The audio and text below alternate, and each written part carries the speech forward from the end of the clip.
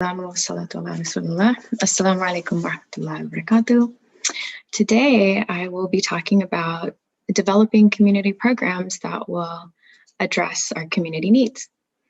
I'm sure people were expecting me to talk about something related to family and mental health.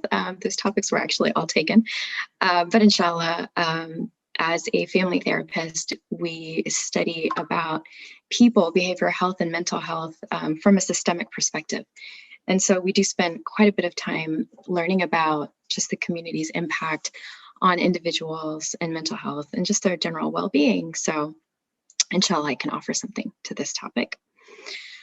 So Islam, we're a religion that focuses on not just the individual relation, like the individual's relationship with Allah, but we're a religion that focuses on the family, on the community, and even the greater society.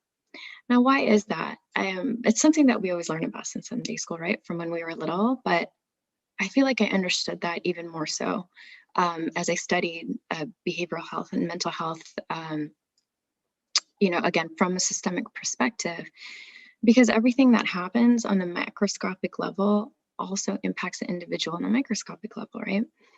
Individuals will not thrive if the ills of the greater society are not addressed.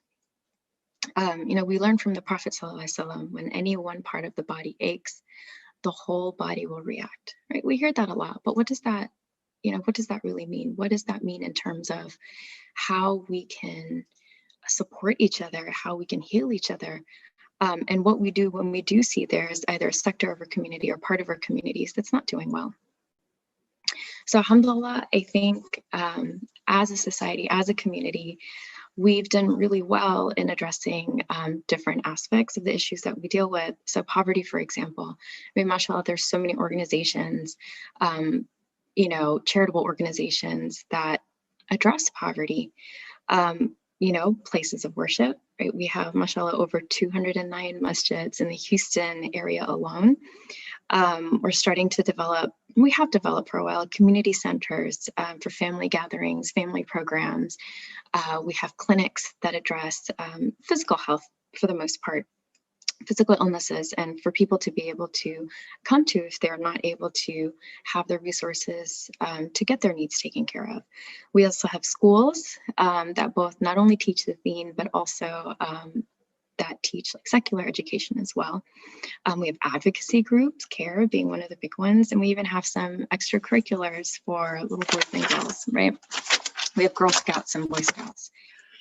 But as we continue to establish ourselves in this country and we become either acultured, bicultured, or multicultured, we're also facing new challenges. And we definitely have needs that aren't necessarily new. Perhaps it was always there, but we now have the knowledge, the education, and the resources to address these issues. And because we do have the knowledge and education and the resources, I think it's our obligation to do everything we can to address these issues. Many of us, we've come from cultures that are more collectivistic, and coming in the States and living in the States, it is a more individualistic orientation. We have our jobs, we go to school, we are with our families for the most part, it's just our mom and dad and our siblings. Whereas perhaps back home or back in the day, there was more of a connection with the grandparents, with neighbors, with extended family, with relatives. I mean, many of us do have a lot of family members here. But in terms of how involved they are in our lives, for the most part, there's get-togethers and gatherings, which are great, parties and iftars and whatnot and weddings. But how connected are we when it comes to some of our daily issues that we deal with, or some of the deeper emotional issues or problems that we have? Not as much as they used to be. And unfortunately, as communities become more individualistic, as societies become more individualistic, there is a trend for an increase in mental health issues, in more of those problems, mental illnesses that arise. I mean, if you think about just this past year with the pandemic, I have not found one mental health professional who doesn't have long waiting lists and are overwhelmed with the amount of calls they're getting for help emotionally, relationally, mental health wise. It really is one of the biggest, I would say, foundations of sort of breeding illnesses, mental illnesses. And inshallah, the antidote, I mean, if isolation and disconnection breeds the problems, and the antidote is connection, right? Why do we all love Ramadan so much? Even folks who don't necessarily consider themselves very religious, and even children, you know, we've always loved Ramadan. Is it because we love starving ourselves? Not necessarily. Probably not, but because we're actually forced to be with each other, right? So families who don't normally come together for dinners or come together for breakfast, right? We are now having iftar together. We're having suhoor together because nobody else is awake at 4 a.m. Nobody's doing anything at 4 a.m., right? So we are connected in this way. And then we're praying that we're at the masjid, you know, more so pre-pandemic, right? But we're at the masjid for hours and hours every single night. And it's in that togetherness that brings that love for Ramadan. And even outside of Ramadan, right? What are we asked to do? To pray in Jamaat 5 times a day. You know, when you are in the company, in the support, when you develop relationships, when you're with people that often and that frequent, you really do minimize the opportunity and the chance for isolation and the opportunity for mental illnesses to grow. And I think starting with our sheikhs and imams and our community leaders, right? Because these are the people our community we go to for guidance, we go to for help, we go to for advice. These are the people that we trust. These are the people that we are accustomed to seeking help from. So it's so important for our community leaders to encourage the community to not only seek help for mental illnesses, but to encourage them to develop community programs, right? So community programs can be developed, but if there's no backing for it, if there's no encouragement, then there will be no participation. A lot of the issues that I will discuss in a minute, they need to be normalized. If these issues are not normalized, then people will continue to feel ashamed. They'll continue to feel embarrassed. They're not going to realize the reality that every single one of us in one shape or form or matter is suffering from issues that, whether it's mental health, whether it's emotional, whether it's relational, at some level, we're having this experience, right? If there's normalization of these issues, then people will be more likely to feel comfortable to actually addressing them. And of course, more importantly, destigmatizing these issues, right? Not only is it normal, but there's nothing wrong. It doesn't make you weak. It doesn't make you broken or that something's wrong with you. It just means we need to get some help, and that's okay. You know, we have help when it comes to physical illnesses. We have help when it comes to even our spiritual illnesses. And when people seek nasiha or advice or help for these, there's no shame in it. And so there shouldn't be shame for issues related to our emotional health, to our mental health, right? Once people feel comfortable and then when we realize that we're not the only ones dealing with certain issues, then we'll be okay. We'll feel better in connecting with one another, right? The stigma will be gone. The shame will be gone. What are some of these issues? Like I said, alhamdulillah, we've created numerous programs in the community, right? And these programs that I described earlier for like poverty, and even more recently, we have, domestic violence shelters for women. These are fantastic programs, but there are a lot of things that are still missing. And I think one of the big ones is addiction. Addiction in, you've got your hard drugs, but marijuana, pornography, these are on the rise. And I have yet to see programs, and if there are, then we're not doing a good job advertising them, that address these issues, right? How do we address, well, before I talk about how to approach these issues, what might be a good way to approach them, I'm going to list off some of the problems that I think we should be thinking about, and we should be talking about, and starting to destigmatize and take away the shame. So when it comes to addiction, like I said, there's pornography, there's marijuana, there's some of the hard drugs, self-harm and suicide. Right? These are community problems. These are not just individual problems. Unfortunately, you know, I'm sure many of us heard about the family. I think I was over in the Dallas area. You know, the two young boys, they killed themselves, they killed their families. What is that about, right? I touched a little bit on domestic violence. We're starting to create shelters, and I mean, again, mashallah, we've done so much that we didn't have previously, but there's still that we can do more of. Our divorce rates are rising. They have been rising. So how can we address that? When it comes to issues around marriage and relationship, you know, there's cheating, there's, in addition to the domestic violence, there's a lot of things going on. We're seeing more and more issues related to the LGBTQIA+. A lot of people is, where do we even start with that? How do we handle that? So programs that address some of these, I think, inshallah, will be helpful. What I'm going to do, I've been given permission not to speak the entire 30 minutes, so I think I'm going to take advantage of that. So I'm going to talk about some of these programs, but sort of in a general way. I think when the community actually gets together and connects with the people in the community and asks, like, what is it that you need? How can we, you know, hammer out the specifics of these programs? That's probably the best way it needs to be done, right? Because when we create programs for the community and we don't have input from the community themselves, then we may not even addressing the issues or the problems that they have.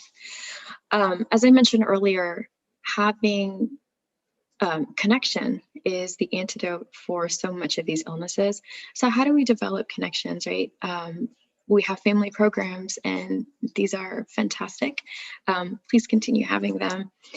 But I was thinking along the lines of a support group. I know there's I forgot the name exactly, but the Chai group, the Circle of Healing for Women, that started in Maryam Mission.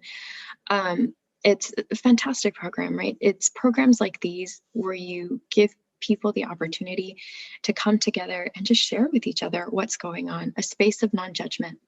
And when we can start there, we can start with a place where people develop trust with each other and are able to voice some of their challenges that they're facing, either on a daily basis or something that they've been experiencing for a long time and they have nowhere else to talk about. This will start not just building the community and the connection that we need for initiating the healing, but also give the community leaders an idea of what people are going through, what people are facing.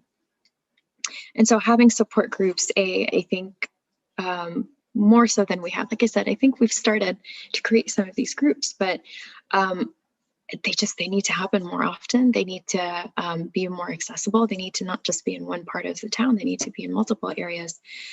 Addiction groups, and this doesn't necessarily require mental health professionals to lead. If you know anything about AA groups, it is a type of mutual help group. And so mutual help groups alongside support groups will also be another fantastic resource for the community. And in mutual help groups, again, you don't necessarily need a professional. You just need a person with open mind, open heart, somebody who's welcoming. I think the motto of AA was, all you need is a room and a cup of coffee, right? People come together, they sit down. Nobody is necessarily giving anybody advice. It's just a safe place to discuss what it is that you're going through. And if there is any feedback, more often than not, it's just support, encouragement. You know, you can do this, and just being in a room full of people who can understand your pain and also are not judging you or making you feel that you're weak, but are there just to be there, to listen. That in and of itself can be very healing for people. Education groups are also very important. I think as an Ummah, we're doing well in terms of the types of education that we provide for the community. Islamic education, I know there's been a lot of marital workshops and communication workshops, and these are great. But what I'm hoping that these will start transitioning into are spaces where people can give more feedback and ask, and not just ask questions about, how to address certain issues, but just being more open about what it is that they're going through. Because again, when we are aware of just the details and the nuances of just people's lives and people's challenges, then there's more opportunity to address them in the correct way, right, in ways that they need. So for, when it comes to going back to the topic of addiction, also addiction is, we see the rise of addiction when people are isolated, when people are not part of a community, when people don't feel that they have a purpose, when people don't feel that they have a role, right? That's when the addictions sort of begin to take over your life. And so along with the family programs and everything else that we have going on, I think mentorship programs are phenomenal. Programs where people have somebody to connect with on just like on an individual basis if they're not comfortable in the support groups or in big groups. I think these two programs can go hand in hand, right? You have the support groups, you have the mutual help groups, but then you also have mentorship programs where maybe in different parts of your life or different times of your life, when you are struggling, when you are suffering and you feel like you're alone and you have no one you can turn to, you can call up your mentor. You can call up the source of support for you. When it comes to educational groups, you mentioned that's something where it's not just a didactic group where you have an expert teaching the community, but also there's more of a conversation where we're able to hear from the community as well. When it comes to just marital issues, right? I think communication is definitely the basis of a lot of some of the issues that we face. Learning how to communicate with each other can be very important, but also emotional regulation. I feel like we don't talk about that as much in ways that we can process our emotions, express our emotions, ways that are healthy, ways that we, people that we can find in our family, in the community, people that we can open up our hearts to. The more we have this source of support, the more we're able to relieve our stressors in this manner, then the less we'll be seeking unhealthy or, destructive coping skills. And that's what people do, right? In the, what's the word that I'm looking for? Out of desperation, when you're so overwhelmed and when you're so stressed and you feel like there's nobody to turn to, or you feel like there's nobody who will understand you or nobody you can connect with, what do we tend to do? We tend to numb ourselves, right? Whether it's through hard drugs and alcohol, or whether it's through social media, or whether it's through binge watching shows or binge eating food. But that typically tends to be our first line of defense for our the challenges and the stressors that we face in life. But this is not what it has to be. I think the more resources in terms of other people that we can connect to, the more education we have in terms of being able to regulate our emotions and deal with our stresses and challenges in healthy ways, then you'll see a lot of these other problems beginning to subside in our community.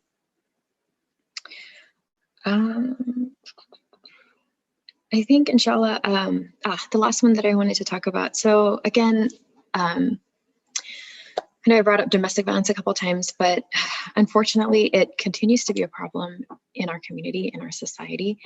I think part of the problem is the lack of support for women, a lack of independence that women have, right? So I think part of this, along with shelters, along with mental health, is creating daycares, right? We used to have natural daycares in our communities when we had children running from, the houses of neighbors to their grandparents, to their uncles, because we don't really have that anymore. Creating daycares for Muslims, I don't know if there are some already, but if there are, I don't know if it's been advertised well enough, but having these kinds of programs and just more accessible, more available to families can be so helpful. It allows, women to get educated. It allows women to further themselves. And the more just educations and jobs and opportunities there are for women, the stronger the community itself. And this doesn't, and then having our younger kids, our babies interacting with other children doesn't hurt them in any way, right? They have the examples of parents working hard and being independent and taking care of themselves and taking care of their families. They develop relationships with other children in the program or in the community. These are all positive effects that it can have in the community as a whole. I think this is a good place for me to stop, give people some time to prepare for iftar and whatnot. So inshallah, my moderator, is it okay? Yeah, that's fine. All right, there you are.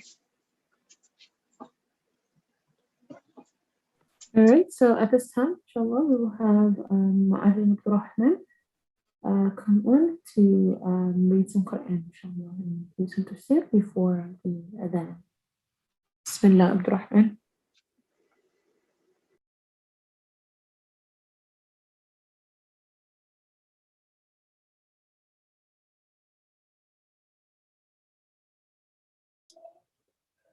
السلام عليكم ورحمة الله وبركاته.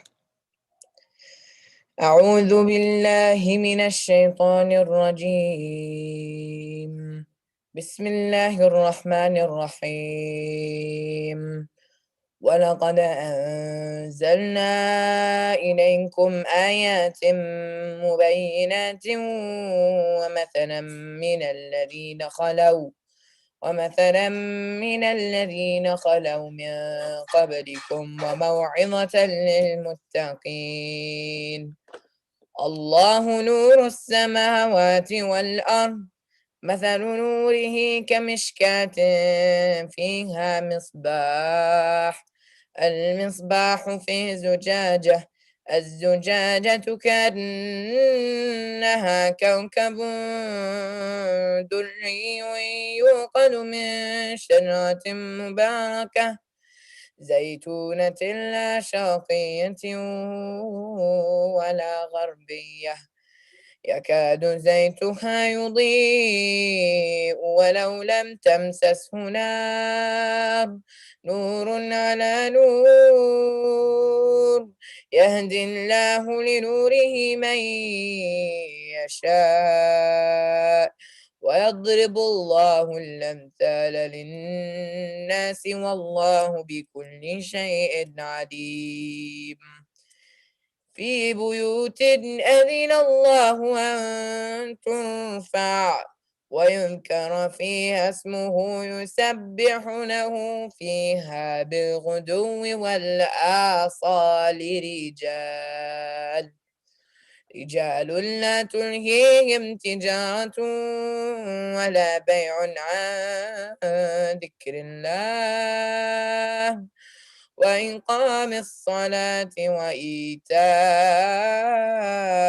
الزكاة، يخافون يوما تتقلب فيه القلوب والأبصار، ليجزيهم الله أحسن ما عملوا ويزيدهم من فضله، والله يرزق من يشاء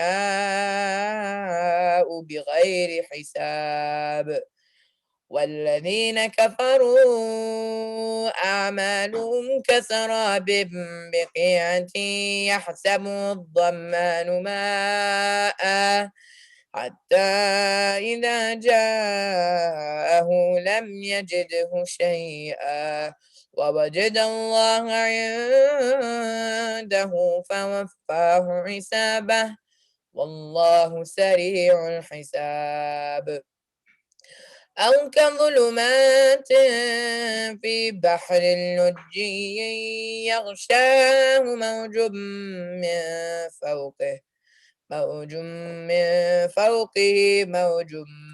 من فوقه سحاب ظلمات بعضها فوق بعض إذا أخرج يده لم يكد يراها ومن لم يجعل الله له نورا فما له من نور ألم تر أن الله يسبح له من في السماوات والأرض والطير صافات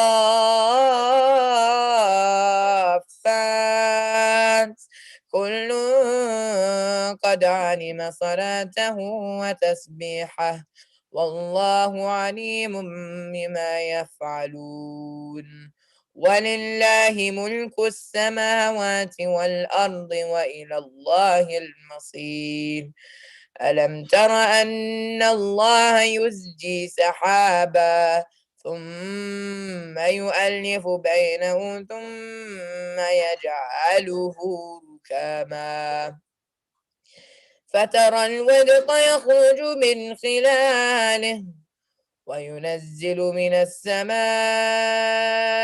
ماء من جبال فيها من برد فيصيب به من يشاء ويصرفه عن من يشاء فيصيب به من يشاء ويصرفه عن من يشاء يكاد سنا برقه يذهب بالأبصار يقلب الله الليل والنهار إن في ذلك لعبرة لأولي الأبصار والله خلق كل دابة من ماء فمنهم من يمشي على بطنه ومنهم من يمشي على رجلين ومنهم من يمشي على أربع يخلق الله ما يشاء إن الله على كل شيء قدير لقد أنزلنا آيات مبينات والله يهدي من يشاء إلى صراط مستقيم ويقولون آمنا بالله وبالرسول وأطعنا ثم يتولى فريق منهم من بعد ذلك وما أولئك بالمؤمنين وإذا دعوا إلى الله ورسوله ليحكم بينهم إذا فريق منهم معرضون وإن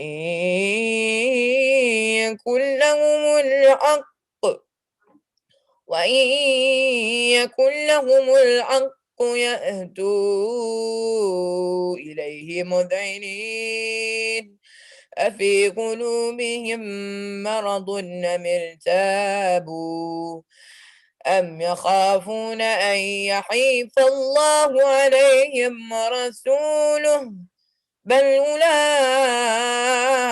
هم الظالمون إنما كان قول المؤمنين إذا دعوا إلى الله ورسوله ليحكم بينهم أن يقولوا سمعنا وأطعنا وأولئك هم المفلحون ومن يطع الله ورسوله ويخشى الله ويتقه فأولئك هم الفائزون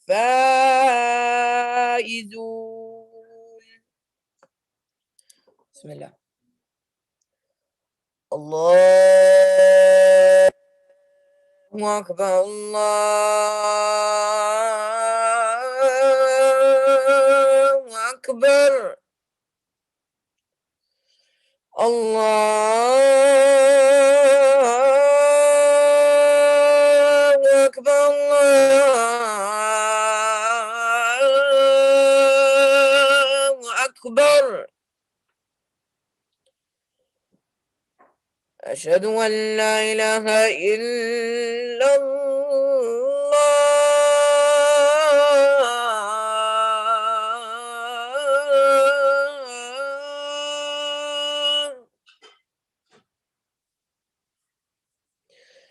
أشهد أن لا إله إلا الله.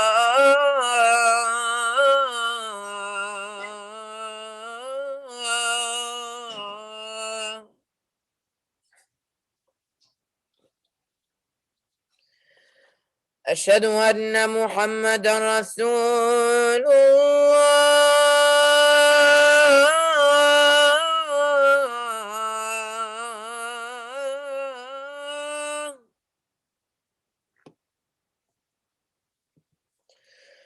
أشهد أن محمدا رسول الله.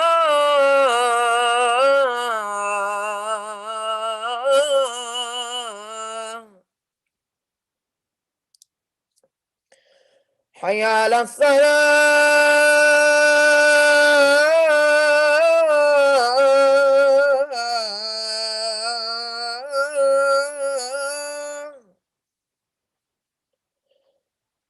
حي على الصلاة.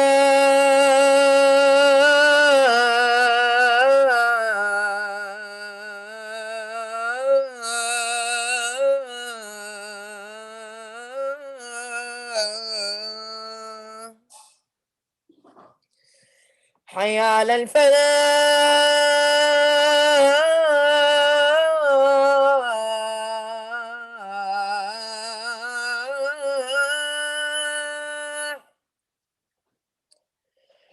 حي على الفلاح.